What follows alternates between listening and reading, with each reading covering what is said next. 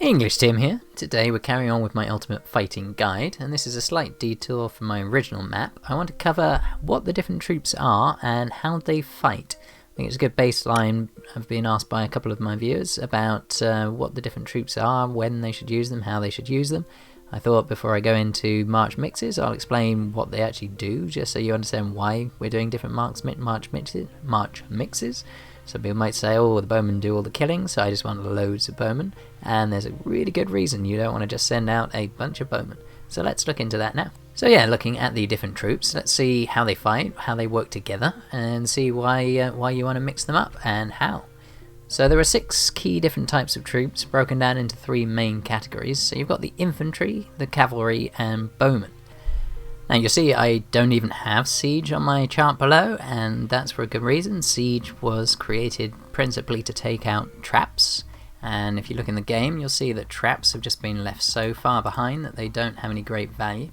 So if we look now at the trap factory, for example, and go to build, you'll see that level 4 is the highest level trap that you can go to, whereas troops you can get currently up to level 13 troops. So these level 4 traps are just not worth much against so much stronger troops. Certainly in Lunar there's absolutely no reason to have traps whatsoever. Solar traps are not particularly functional. So Siege was developed to take out traps effectively, and given most people won't use traps, you don't really need Siege. They slow down your marches, they've got very poor attack against normal troops, so I just ignore them. Now infantry, they actually does show the order that your troops will stand. So in a battle, this is the enemy on the blue bar at the top here. You have warriors stood right at the front, the spearmen stood just behind them, and then your light cavalry, your heavy cavalry, your bowmen, and then your crossbowmen.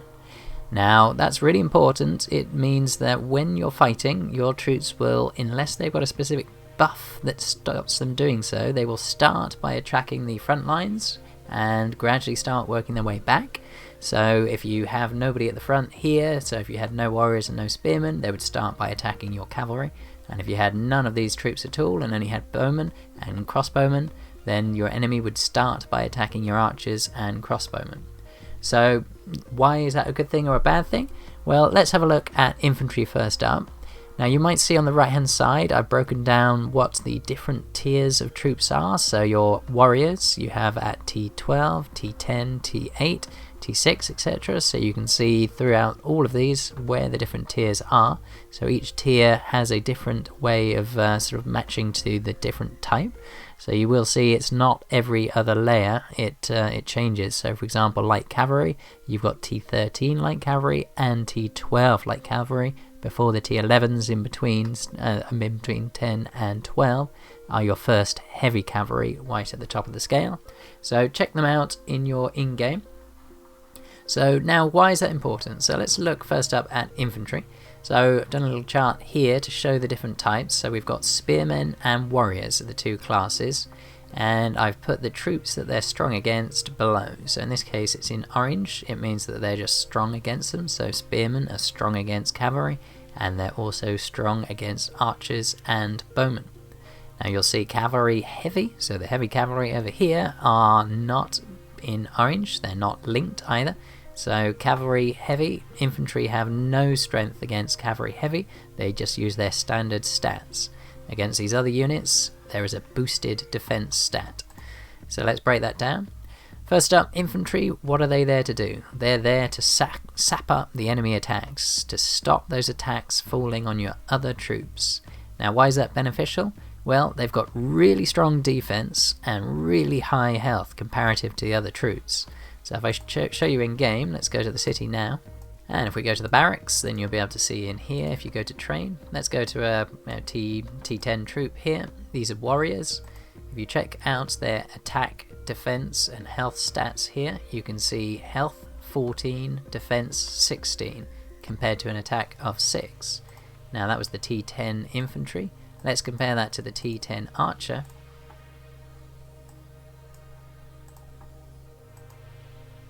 The health is 5 and defense 5, so you can see 16 and 14 versus 5 and 5. Infantry can take huge amounts more damage, way more damage than a bowman can, but the bowman has an attack of 9, which is far higher than the equivalent infantry. So the simple answer here is infantry can take a hit. Bowmen, they cannot take a hit. They will die very, very quickly unless they're taking on a very low tier troop. They do not have the defense to stand toe to toe against other troops. So your infantry, their role is to stand between your bowmen and their enemy. They're there to protect your other troop. So when people moan and say, oh, my infantry are dying and obviously my bowmen are better, no, your infantry are dying to stop your bowmen dying. If you lose 10% of your infantry, if they weren't there, that 10% death of infantry would be a massive amount. 50, 100% of your bowmen would have died. The infantry can take the hits, but they will die. Now, you've got warriors, and they have an increased defense against all archers, so that's crossbowmen and standard archers. They are, however, weak against heavy cavalry. That's something they don't show in the game. However, if you look at heavy cavalry, it will show you what they're strong against, so it's just knowing what the other way around is. So if you're coming up against a force with very heavy cavalry, loads of it and not much else, this might be the time to ditch your warriors and to instead go for spearmen. Spearmen aren't strong against heavy cavalry, but they're not weak either, so there is a benefit there to consider. Now spearmen, they are good against light cavalry. Now that's again really important to know. If the force you're up against is too heavy and light cavalry, doesn't have any heavy cavalry, then you can throw some extra spearmen in there and it'll help to take out the light cavalry, protecting your other troops.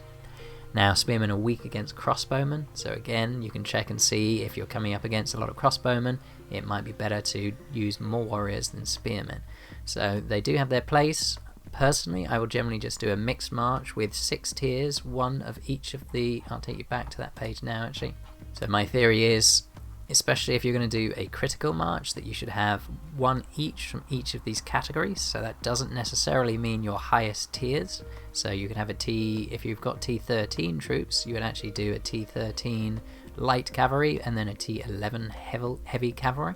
And then you can have one of each of the tiers, and that's really useful for making sure you balance your attack. However, if your enemy is not balanced, there's the time to think about going unbalanced yourself. So now looking at cavalry, they are, this is when they're attacking, they are strong against infantry, so that's one we've just covered, and only warriors, sorry I should say warrior infantry, not against spearmen. Now they're also got a special skill against bowmen. You'll see I've turned them red instead of orange. What red means is they actually get to directly attack. They have a chance to directly attack the bowmen. So if you imagine, I think actually visualizing the reality is a good way of understanding how this works. So when you look at a old-fashioned battle, you'll always think that all the bowmen stand at the back and they fire their arrows into everybody else. That's exactly how they've modeled it in the game KoA. Now what they've done is your attack will go and land on the infantry first. However, cavalry, light cavalry, are fast enough to go around the side and take out your bowmen directly. They don't reveal what that chance is, however it does buy you the chance to go and hit their most powerful attackers quickly and kill a lot of them. So cavalry, light cavalry, do have an important role to play. They can take out the bowmen before the bowmen can take you out. And remember, bowmen are very weak in defense, so one charge from light cavalry against bowmen directly can really help your battle efforts. So let's go through that in more detail. So all cavalry, they're basically balanced in attack and defense, so they're not as extreme in defense as infantry, and not as extreme in their attack as the bowmen. Now light cavalry, they get the ability to directly attack bowmen. And I've just noted earlier that bowmen are weak, so this means that your attack will land much more heavily if it lands on the bowmen than on infantry, who can sap up that defense. And if your light cavalry attack their spearmen, then the light cavalry will be weak compared to the spearmen, so the spearmen have an extra benefit. So getting that light cavalry up against bowmen is a really big win. And once you take out their bowmen, infantry don't have a great attack, so they can't kill a lot of troops, so you shouldn't rely just on infantry. infantry don't have enough attack strength to kill a lot of troops. That's why you need more than one type. You cannot just fight with just infantry or just bowmen or just cavalry. You're not going to get the best results. So make sure you do mix it up and use the actually I'll mention Pokemountain has the ultimate document, and in there he does have a troop march calculator to help you come up with a more balanced troop. So that's always handy to make sure you're getting a balanced attack. And light cavalry, as noted, are weak against bowmen and spearmen. So the heavy cavalry, they have an increased attack against warriors, so keep that in mind. If you're coming up against a warrior heavy force, your heavy cavalry could be a good investment. Now they're weak against bowmen, so that's something you need to consider. If they've got a very heavy force of bowmen, you may wish to stay away. And if we look at the light cavalry, they're also weak against bowmen. So yeah, crossbowmen have, yes, increased attack against spearmen, so they will do more damage against spearmen than against standard warriors. And then bowmen, the standard bowmen, not the crossbowmen, bowmen have the ability to directly attack light cavalry and heavy cavalry. So that's very powerful. They can skip the infantry entirely and just directly attack that cavalry. So archers, they've got high attack, really low defense and health, so you just can't leave them on their own. They need an infantry meat shield to protect them. Now crossbowmen, exactly the same. They have those high attack, low defense and low health. Now the crossbowmen have the increased attack against spearmen, and then the bowmen have that chance to directly attack cavalry. So again, a lovely little boost to help break the lines. So actually, interestingly, people may look at their battle reports and say, wait a minute, I was fighting and not all my infantry died, but I'm still losing bowmen, I'm still losing cavalry. The answer is, even if the heroes don't have this special attack directly chance to go to the bowmen or to attack the cavalry, even your basic troops have that chance as well. So that's why you'll find that you do lose troops other than your infantry first. They won't die all in order, however they will mostly die in that order. Now I wanted to note here that P versus E, that these battles, it's not just a one hit and one done for PvP. PvE, it can be one hit, one wonder, so you'll find that your troops will all attack once and then the attacker won't attack back. So a P versus enemy, player versus enemy, that stands for. So that's if you're attacking the golem or if you're attacking skeletal mages. Anything that doesn't fight back is a PvE style battle. Now, out of interest, the effect of that is you really don't need a lot of infantry. You need tiny amounts. Now, there are calculators for working out the best PvE marches, and they're actually really good. Check out Revenge Gamer's calculator. He has made it so that you know that you don't need large amounts of infantry. A very small amount is still beneficial if you're not doing a critical march, but you do not need infantry because there's no attack to soak up. The infantry is there to soak up the attacks, so PvE, you just don't need the infantry. Now PvP, that's different. They will fight back, and especially if they survive that first round, they will start fighting back, so you definitely need infantry. So if you're coming up against a force that has, you're going to destroy them in one hit, then ignore your infantry. You probably won't worry about it too much, but very rare, so you definitely want to make sure you've got the infantry in PvP. And just an aside, your first attack, the attacker gets the first attack. So if you're defending, you will get hit before your guys start to hit. So there is a huge advantage to attacking, especially if you're on a tile or something similar.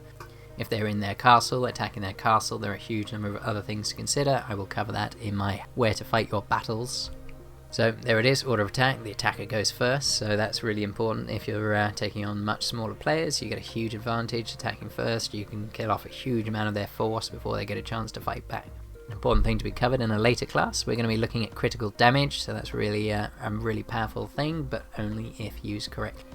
So, I am EnglishTim, thanks for watching this video on what your troops do and how to use them together. If you enjoy my content, please hit that subscribe button and click on the notification bell to receive updates about future videos so you stay in the loop. You can also click that like button, and if you've got any comments, please chuck them down below. So if you have more detailed questions, I'm on Discord. You can catch me at EnglishTim at #2230. And if you've enjoyed this video, you can also donate. So there is a link in the in this video description for how to donate to help support me in making more videos in future. Now, also looking to try and do some in-face shot cameras, so trying to get a webcam and seeing if I can start presenting to the camera. It's a little bit more tricky, and I don't have a webcam on my current computer, so if you guys want to help invest in that, if you want to see EnglishTim moving, then please do click on that link and see what you can do to help out.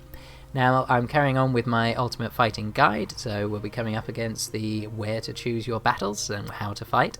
So I look forward to you joining me in my next video. King of Avalon, play now.